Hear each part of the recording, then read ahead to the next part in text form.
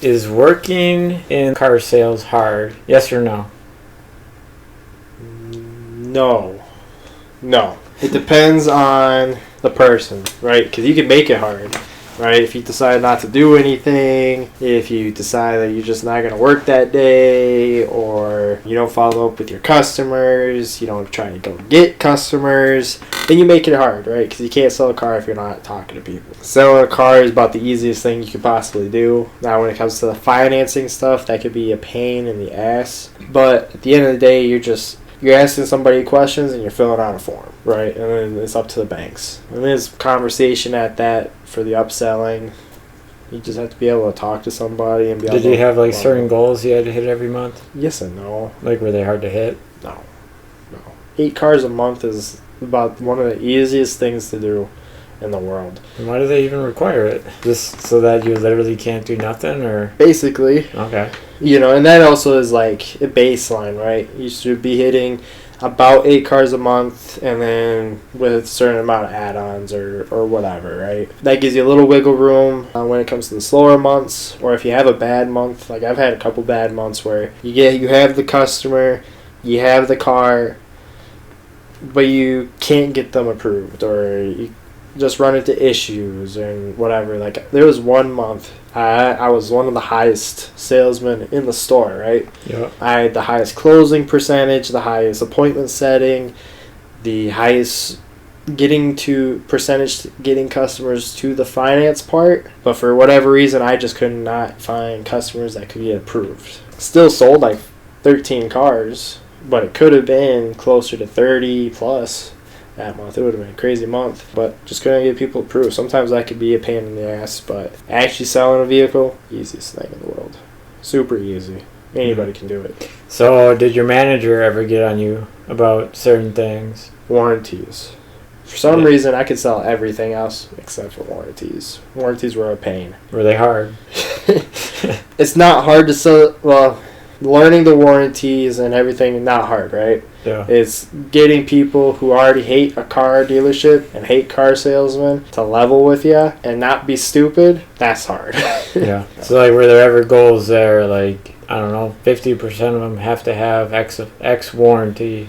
No, I mean, we would get spiffs. Oh. If you sell a certain amount of stuff, you get a little cash on the side or whatever. But it would be like you have to average, I think it was like $1,500 back end by the end of the month on average for your average back end. So that would be that, and I would roughly hit about $2,000, $2,500 overall. Not hard at all. Who sets like the prices of the used cars? For example, let's just say I know about one truck one time that someone paid a lot of money for. Mm-hmm. I went to Kelly Blue Books and saw that, like, in good or great condition, it was like half the price of what they bought it for.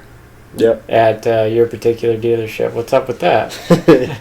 So it depends on the market, right? So the market was bad. Right. So, like that particular truck, for example, it was bought in the middle of COVID when there was almost no trucks, and there was definitely no trucks of that kind of thing, right?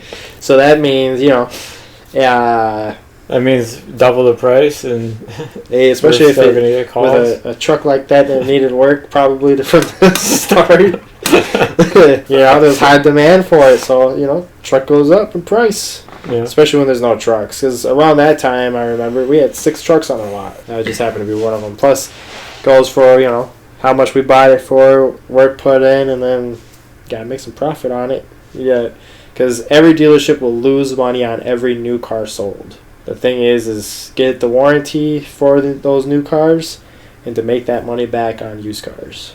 I kind of cut you off further. Who's like the actual one that sets the price? Used car manager. Oh, so you guys had a separate manager just for used cars? So there's a general manager. So on a typical dealerships, the dealership I had worked a little differently, but typical dealership, there's a general manager, runs the entire thing, right?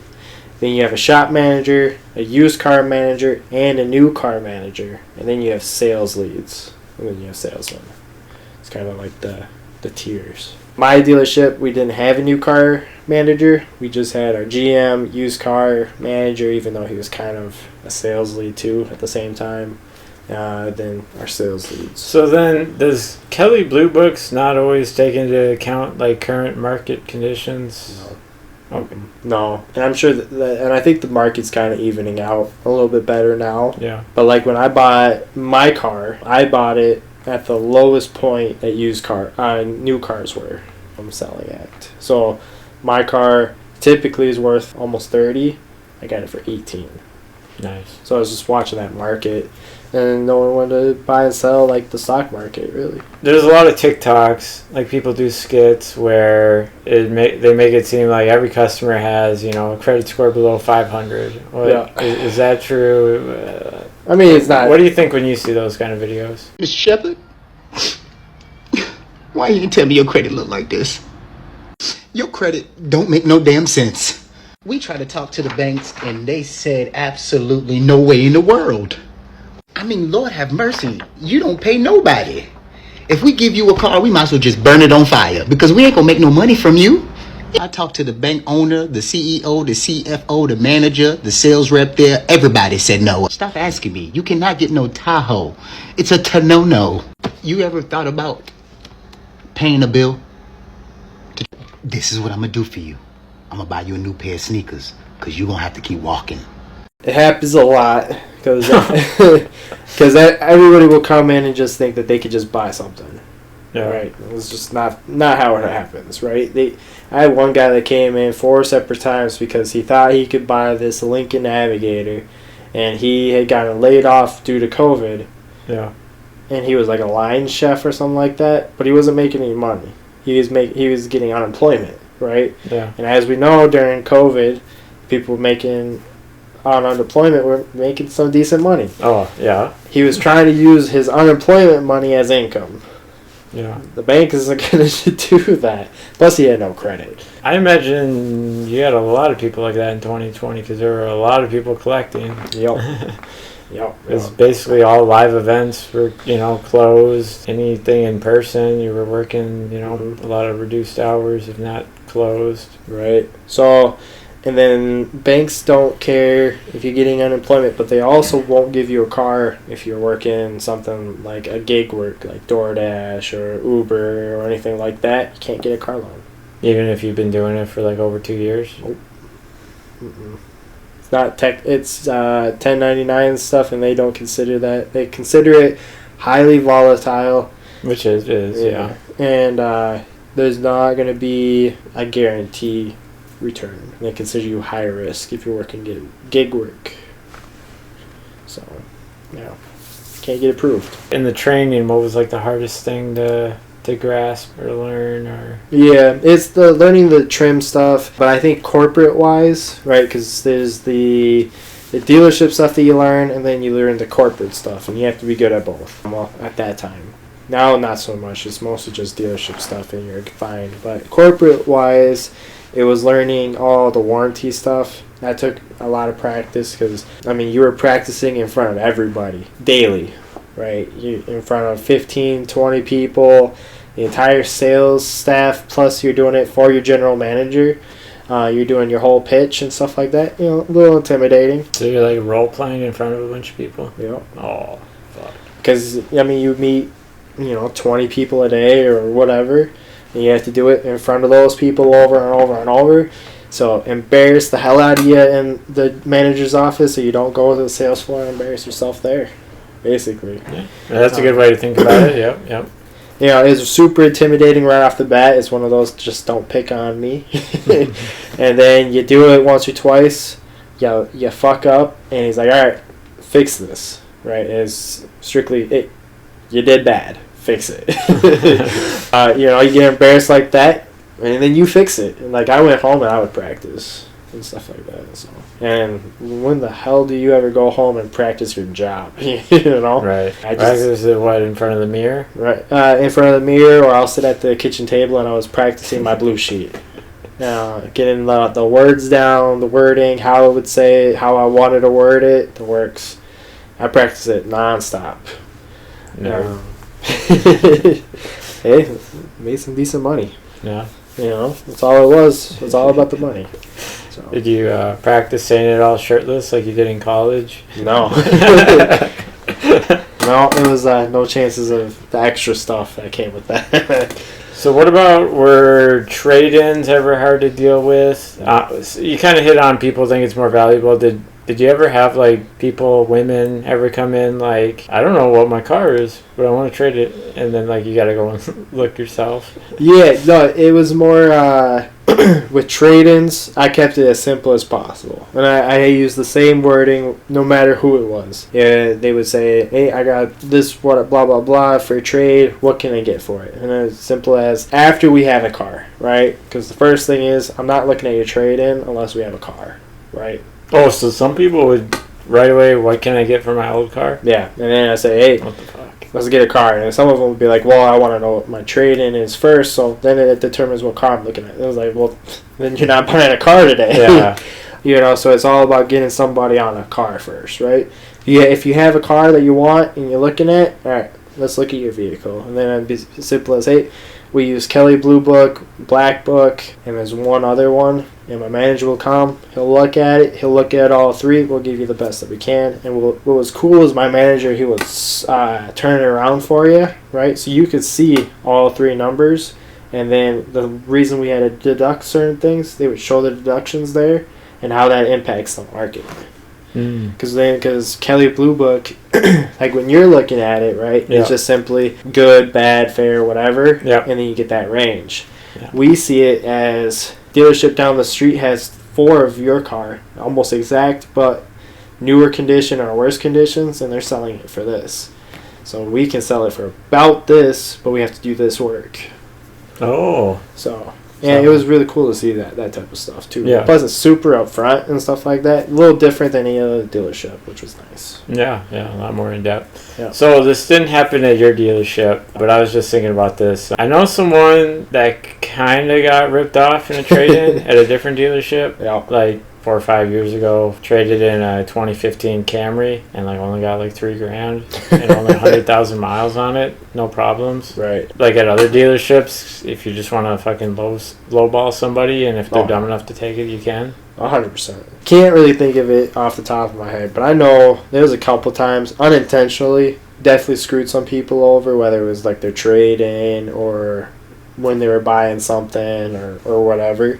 It's not like I intentionally did it, but it was just more, you're in the moment, you have 1,000 papers that you're doing at one point in time, you have a million things that I'm doing while also trying to sell you a car, and sometimes I'm balancing you, but I'm also balancing 2 other customers at the same time, so some of those get a little intermingled. You know, I like to go in thinking you're not, almost nobody wants to screw somebody over, but it's sales, so you never know.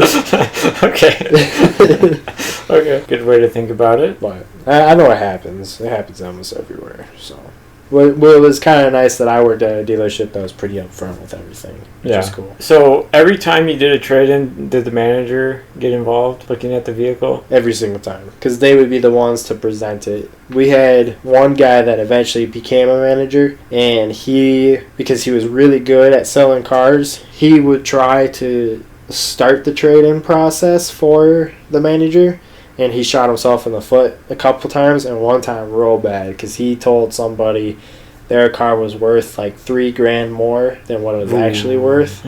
And it completely unraveled an entire like really good deal too. So that was one of those things. I never wanted to shoot myself in the foot. Anything that wasn't part of my job, stayed out of it. So that's kind of why I was asking that question. You know, I was curious if you ever took a trade-in, manager wasn't there or whatever, and then all of a sudden you guys find out there's a bunch of shit wrong with the. Oh no, no.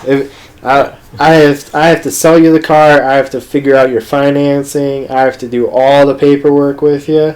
If there's anything that I didn't have to do, I wasn't going to do it. So trade-ins during COVID, when the market was higher, did people ever try to argue for more money, I imagine? Well, with the current market condition. Yeah. Yeah. And then we would also, it'd be like, well, you're right, because you can see how much your car is worth, and how much it's worth in this market right here. But parts are more expensive too because all the factories are shut down. So our parts and stuff are this much, and there was a lot of workarounds and stuff like that. COVID was weird. Yeah. With trying to sell stuff because everything was more expensive, but then some things were cheaper, and yeah. And I imagine in car sales, you can't come back later and do a trade-in. You got to do it during the time you're buying a car. During the time you're buying a car, and you have to have the title with you. So, did people ever not like their price? So, I'm going to sell it myself, and then days later, months later, whatever. Hey, can I take that? Can you just give me a trade-in for whatever old vehicle? Sometimes, really, that only happened once or twice. Because we would even show you, hey, if you try to sell it yourself, you could probably even get this much more or whatever. Because you can always get more money if you sell the car yourself, right? The dealership has to go through full inspection, fix things. It has to be almost a brand new vehicle when it hits the lot, especially during the COVID market, versus you sell it yourself off Craigslist, Facebook Marketplace, or whatever. It's as is. You will always get more money for your vehicle if you sell it yourself. It can just be a little annoying. Exactly. That's why nobody wants to do it. Yeah. It's like selling stuff to GameStop. You're only going to get 25% of what your game is worth, but you can go try to sell it yourself, but it's a pain in the ass. It's annoying. Yeah, and right, you go online, there are issues. Yeah.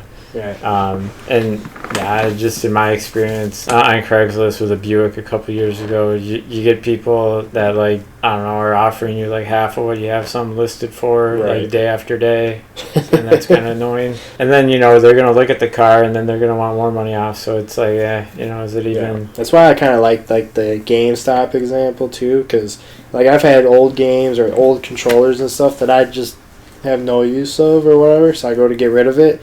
I'm not selling it myself because it's nitpicking stupid stuff or looking at scratches or whatever. Just take the game. I'll go to GameStop and sell it for $20. Call it a day. It's quick and easy. Yeah, you get cash right away. Yep. What was the highest trade-in you ever gave somebody? Just out of curiosity, who was the rich mofo that literally traded in a 2019 for a 2020 or something crazy? Because we would get the guy that would come in every 3 months and trade in his Suburban for a new Suburban. I mean, you lose 25% as soon as you drive off the lot, right? Mm-hmm. But he didn't care. He just wanted to be his vehicle. He could keep it if he wanted to, drive as much as he wants, do whatever he wants, and in 3 months he just come and get a new one. So would he even change the oil? Or nah, oil change, you just get a new car? No. Wow. Because it was one of those 10,000 mile oil changes, So he wouldn't even have enough time to burn through the first oil. Wow. Never got tabs on a vehicle, nothing. Never dealt with any of that. Just bought a new vehicle every 3 months, and still does. Hey, we have our general manager. He has not bought a car in 20 years because he just uses a vehicle off the lot. He has his truck that he uses for 3 to 6 months, and then he just trades it in for a new one. Oh. Nice. So, and then he has a company little gas car that he's technically not supposed to have that he uses for gas. So he doesn't pay for gas either. There's always little perks here and there for working at a dealership. So, once you got going in the car sales game, were there any hard to work with coworkers? Was there any other salesman that would take sales? Was there any front desk people or receptionists that annoyed you? Was there any of that? So, I worked with very interesting people, right? Okay. The people I worked with. So I always look back at my time with car sales as the job was fine. It was easy, but I really liked the people I worked with. But when you work with the same people every single day, sometimes for an entire day, you start to hate them a little bit. There was this one day, this dude drove 2.5 hours to the dealership because he really wanted this truck that we had, right? Mm-hmm. And it was middle of COVID. There's no trucks anywhere. This was the only truck of this particular kind, of some kind of Dodge. Oh, and I know where this story's going. 3 states away, right? Yeah. Ridiculous. So worked this deal with him. I had this dude nailed, right? His trade-in was horrible. We were rolling in negative equity. We were going to have crazy good interest on it, so my back end was going to be good. And I literally told this dude, you are not leaving this lot without a warranty and gap insurance. My back end was going to be great. And he agreed to all of it. But it was getting a little late because he got to the dealership late. The banks were closing, and nobody was going to be working the deal anymore, right? We were halfway through. So it's just like, hey, nothing we can do about it, unfortunately. I will call you in the morning when I have word of what's going on with your deal. Unfortunately, you just got to drive back and we'll get it done for you. Yeah.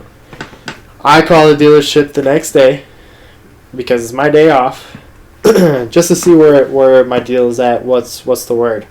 They sold that truck right away in the morning to somebody else. Yeah. With no warranty, no back end of any kind, nothing. They saw my deal, and technically, once it goes to finance, the car's on hold. Can't sell it.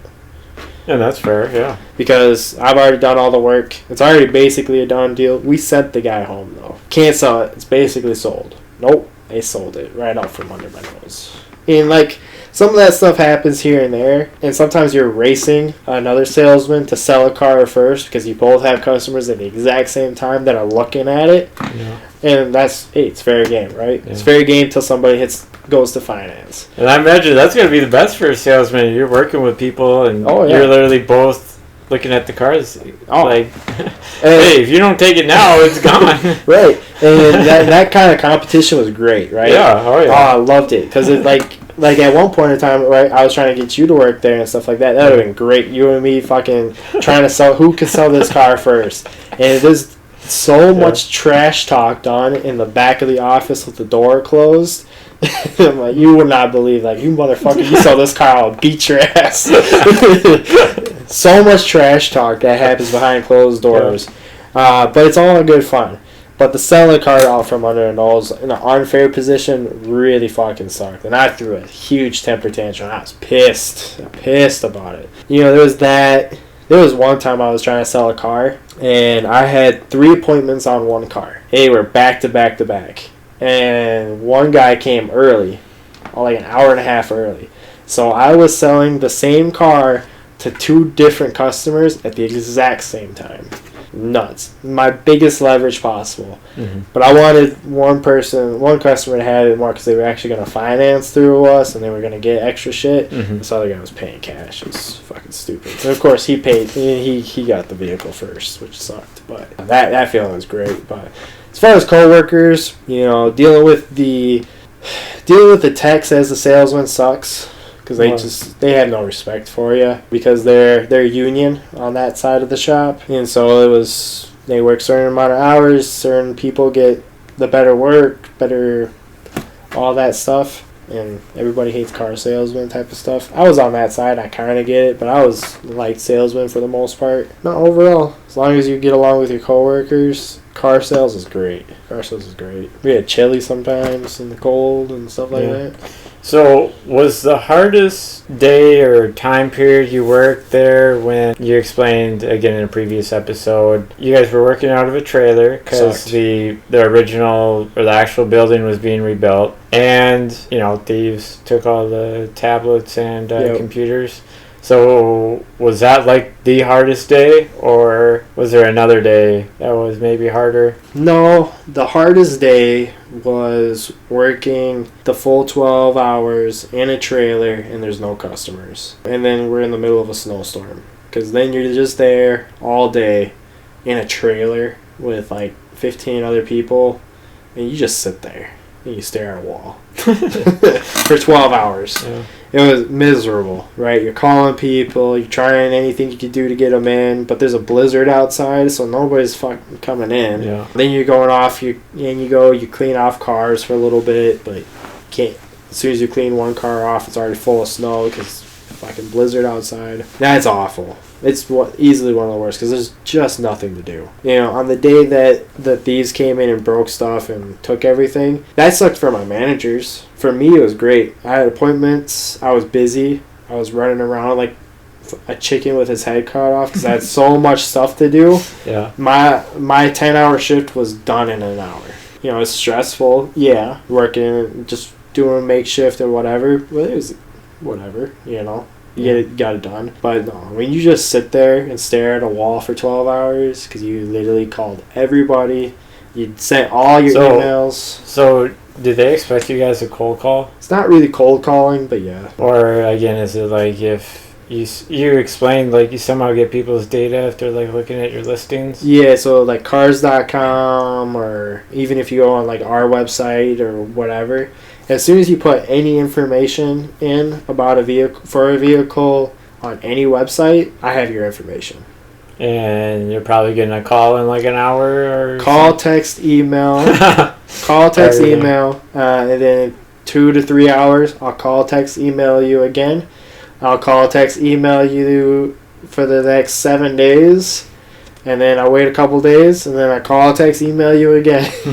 We have to set reminders. It was kind of, that was the hard part because it was like hand holding at times for that. But I mean, hey, you were a potential customer, so I was trying to get you in so I could sell you a car. Looking at you part from the manager side and like having them check over your work at the end of the day, make sure you were actually calling and texting and emailing all your customers, trying to get a sale. That was stupid. I hated the hand holding part. Mm-hmm.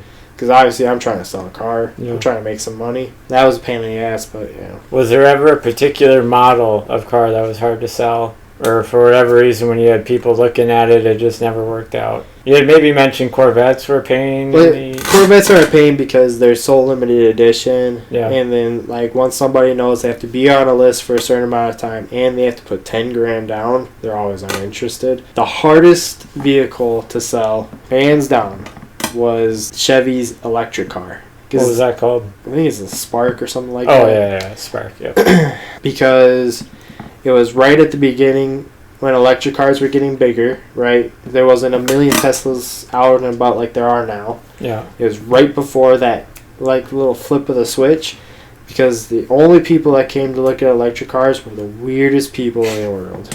They were so weird. They were above Jackson level weird. And they always knew more about the car. Your phone's calling Jackson. Yeah, that probably would have been that. This stupid watch. Oh, what an outcut. Dude, that's what this watch never listens to me. I come here, yesterday when we were recording, it was listening to everything I was saying, and now today too. This thing never fucking does that. Anyway, electric cars. Yeah. They always knew more about the car than I did, because I never looked into it. I didn't care. Nobody ever bought them. They were small. They were basically like a smart car at the time. They were fast, though. Yeah. Did they ever push you guys to sell them? Absolutely not. No. No, so really it didn't matter what people were buying? No, not at all. There was huge rebates on them at the time, too, when we were trying to sell them, so they kind of sold themselves if we ever sold them. I never sold one. Never. I had so many people look at them, and they were the weirdest people. You would spend so much time with them, and they never bought. Never bought. It was, only hard thing was presenting the menu. Right? Because it was kind of like when I flip it around, I would always say, all right, before I do that, before I flip this around, take a breath for a second, because there's a lot that I need to explain, right? Because I'm going to give you like 8 different options, and we're going to go by it one step at a time, and I'll walk you through it, and we'll be done in 5 minutes, you know? Yeah. So it was a lot of, as long as you warn the customer, hey, I got to talk to you about things because it's my job, but it's also the law.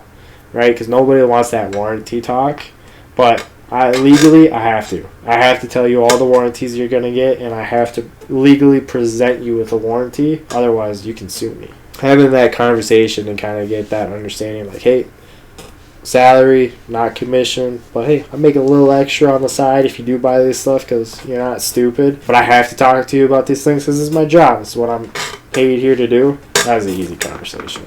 And they usually loosen people up a little bit, too. Maybe you could give us, like, the whole, how your last days were.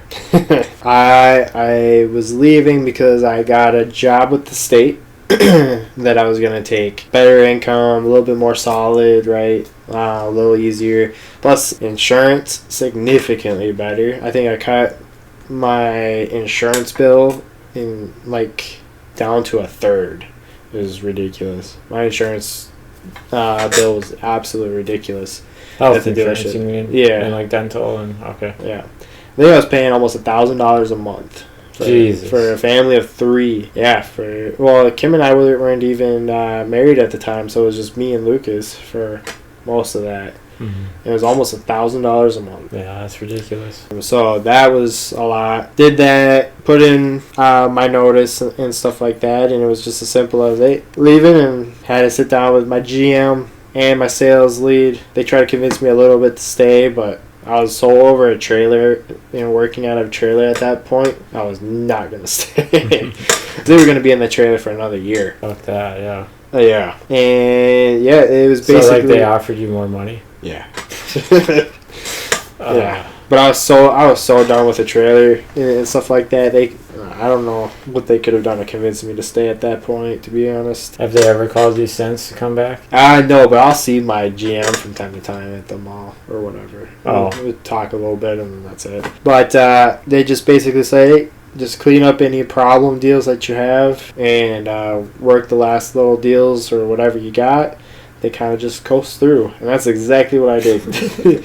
I had no problem deals, no nothing.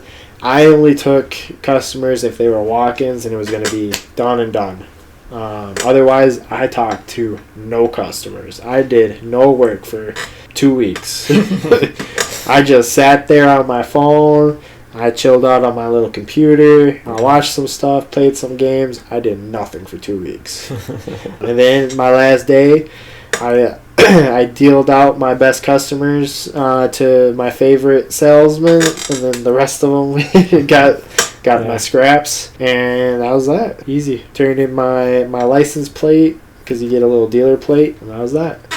What did you put the dealer plate on? So you get little dealer plates that you put at the back of the vehicle when you go for test drive. Oh. Yeah. Yeah, were test drives ever hard? I mean, you had some stories, but... Yeah. You get your bad ones here and there. But especially when COVID hit, I didn't go on test drives with anybody. One, because Kim was pregnant. I didn't want to bring something home. Whatever it was, even the flu. Right? Yeah. But it was just more... When I was riding with them, sometimes I would just sit in the back and chill out. Hey, do what you got to do. Yeah. Then would you let people still test drive the car, or you just wouldn't go with? Yeah, it was just as simple as, hey, just don't steal the car. Yeah, we always had a copy of their driver's license. I had your old car, plus probably your keys, so you had to come back. Yeah. And I'm not worried about stealing. I just know that some places isn't it like mandatory you like do a test drive everywhere? Oh, I thought of another question. They say it's mandatory for the salesman to be with you, but if you're like, hey, I just want to go, most of them will let you and whatnot. They consider test drives like that's when you sell the car. For me, it was when we're walking around the vehicle and showing you like different features or whatever. Yeah, I'm selling you a car there. Car's already sold when you go on that test drive. It's just like sealing the deal. So, did you ever have this situation? Okay, a couple of people. Basically, did you ever have someone come in to buy a car and they didn't have a driver's license, but they wanted to test drive it? Yeah. Yep. Or even like the paper license and stuff like that. Because there was a point in time we couldn't even accept the paper license because those were getting faked. For people that just trying to steal cars or whatever. But yeah, we would have people like without a license or whatever come in and no, you can't drive it. You can sit in the car and I'll drive it. But yeah, I mean, you can't even buy the car. You have to have a license to buy it. So there's no point in me showing you a car if you don't even have a license. Yeah, I heard of this situation years ago. A guy went to a Kia dealership, streamer, by the way. Never had a driver's license. Wanted to buy a Kia for his girlfriend. And I guess the person he was selling, or the salesman, I guess, drove for the test drive and... That was it. Yeah, I guess. But yeah, you need a license of some kind to buy a vehicle, Yeah. especially cash. So, I mean, otherwise, you ever have a situation like that where, like, the girlfriend had a license, but the guy didn't? And then it was just like, whoever has the license, all right, you have to drive. You know, No, okay. whoever has the license. This individual thought he could just, I guess, buy a car and I don't even know. Yeah. And No, there was this one time we actually had to, even though I sold this car to a girl and everything was legit, had her license, everything, she's never had insurance before, so she could not leave the dealership until she had license and showed me that she had insurance. oh, So, because yeah, I could not legally let her go, because if she got in an accident, I guess it would have even been on me or the dealership if she got into an accident for whatever reason. Because I guess technically the title hadn't transferred over or whatever at that point, or something like that. Did you ever have a couple in, boyfriend, girlfriend, where like they were buying a car in one person's name and then they want to do a trade-in in the other person's name, or the car they were trading in was in the other person's name? Did you ever have anything messy like that? And if you did, are salesmen allowed to take that? Yeah, because as long as the person that owns the car is there and they're signing over the title to the dealership, then it's not a big deal. As long as the person that owns that vehicle is there. Okay. That's good. That's good. So, yeah, lots of that stuff is super easy, you know. It's just need that signature, you know. Yeah. We would have people that technically, like, inherited a car or were given a car from a parent or something like that, and then they're trying to trade that in. Mm-hmm. And then it's as simple as, need them to sign this then, you know. Are you allowed to take multiple trade-ins in one deal? Like, can someone trade in 2 cars and get 1 car? I think we did do it once. I never did, but I would assume so. I mean, it's basically like just trading in for cash and then using that cash. Did someone ever have an unusually high amount of cars or something? No. Did you ever hear about it though? Like someone was trying to trade in 5 cars to cover the price of 1 or something? No. We did have like some guys would be like, hey, you know, we'll bring in our trash too if that bumps it down a little bit, but it's like... You know, nothing crazy, like, because then if you're trading in like all those cars for 1, is definitely turning into like you potentially bought these cars illegally or through money laundering or something like that, and now you're trying to get rid of it so it doesn't look too bad or whatever. So the thing that surprised me the most when I got into the car business was they said that the car business is the #1 place for money laundering. It's absolutely insane. Yeah. And that surprised me too. Yeah. Did you ever have someone that like said they didn't have a bank account? Yeah, but there's a lot of people that you just deal with that just don't trust banks or government. And did you ever have people come in trying to commit like identity fraud? No, I never had anything like that. We did. So apparently, I never knew that this was illegal. You can't go and you can't buy a car and then give that car to somebody else. Apparently, that's illegal. And for you to also be paying on it, like as a loan or whatever, and then have somebody else that be their car. Apparently, that's like super legal. I don't know why exactly. There's a word for it too, and apparently it's like the N-word of car sales. I said it once, and everybody's like, "Don't say that ever again." I forget what it is because as soon as they said that, it was gone out of my head. Never thought about it again. Do you get deals on the cars? No, I got deals on. But you explained you got yours because you knew how to kind of time the car market and buy at a good point. But there was no just anytime you get some percentage off or some $100 or anything. So I got what's it called? The flat rate or whatever on add-ons for my car. So I got almost all the add-ons and stuff like that. Like I got the full spray, paint, sealant, the works, and then the warranty stuff for like $1,500. Oh, nice. You know, it was like $6,000 worth of stuff that I got for $1,500, and it just goes on the loan. And then like I got a little extra for my trade-in, but they were just kind of being nice or whatever for it. Mm-hmm. And then they cut me pretty good for interest and stuff like that. So Yeah. because they went straight through GM. If you work for General Motors, they'll take care of you. Yeah. As interest rates and stuff. When you're actually buying a car for yourself, Yeah. and you work there, can you get commission and sell it to yourself, or? Sold it to myself. Nice. Yeah, and that's why I made sure to get a bunch of add-ons because jacked me up pretty good. The only thing I did, because there's extra stuff you can make money on as far as like OnStar. If I set up your OnStar, I get $20 from OnStar. Nice. Plus I get extra points and stuff that I can use to redeem for gift cards and stuff like that from OnStar. I think I made like a couple grand just from OnStar. Oh, because you're good about setting it up for people. Yeah. And I guess why would someone say no? Does it cost money? I just tell you, I have to do it. I have to do it. You get a free trial. All I do is press that button for you. You talk to the people. You say you don't want service. That's all. But I have to activate it for you. Okay. And then the biggest killer though was surveys, because when you buy a car, GM will send you a survey, or Walzer will send you a survey, and if I got anything less than all 10s, then your pay decreases. They'll take your pay. They'll take it. But I imagine people were just dicks in general. Yep. Like you could be the best, but they were gonna still. Yep. Well, that was stupid then. Yeah, that hurt a lot of people actually. Like we had one guy, easily the top salesman in the dealership. He just had 2 really bad surveys in 1 month, and that screwed him out of like 10 grand over a 6-month period. Fuck that. Yeah, because they'll drop your pay a little bit.